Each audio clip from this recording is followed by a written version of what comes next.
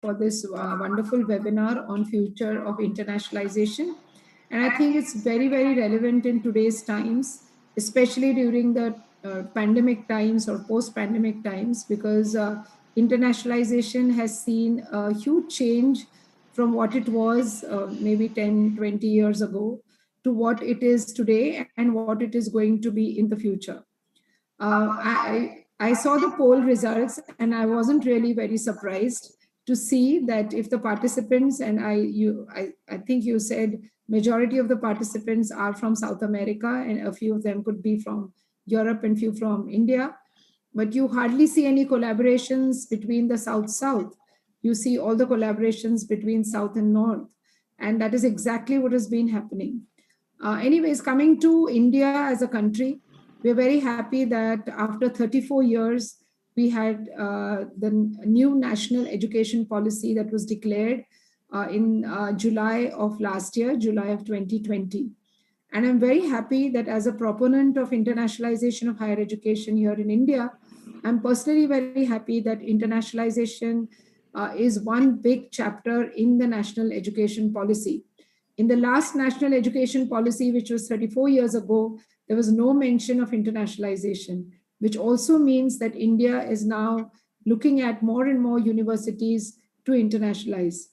India is one of the second largest higher education systems in the world.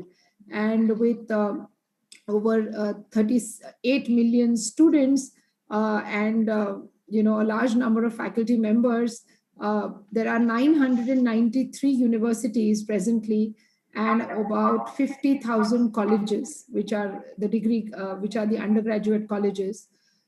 You will see very few of these universities and colleges actually internationalized.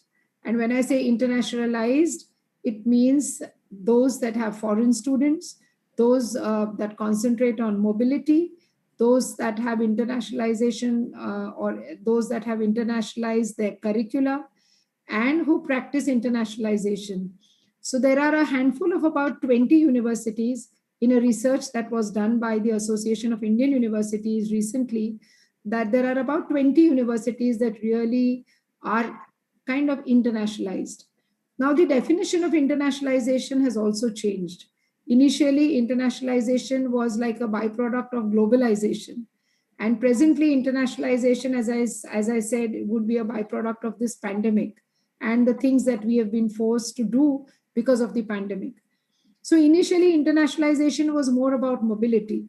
And in the Indian context, it was a very skewed population of just about 47,000 foreign students that came to India against about 10 lakh Indian students that went abroad for higher education. So leave alone the economics that I don't want to go into, but look at the number of foreign students who came to India were very, very low, or I would say are very, very low. Now, we tried to enhance this through various efforts by the Indian government as well as individual universities, but we didn't see much of response. And now with the pandemic, when the mobility is curbed, I do not think Indian universities can really rely on mobility as a factor of internationalization. And therefore, when we say that world over, there are just 2% or there were just 2% students mobile, what happens to those 98% students that remained on the university campuses? And with the pandemic, now 100% of the students that remain on the university campuses, how do we internationalize the campuses? And that is when we can discuss internationalization at home. So what do we do to internationalize our curricula, to bring in foreign faculty, to have our faculty teach in foreign universities, and so on and so forth?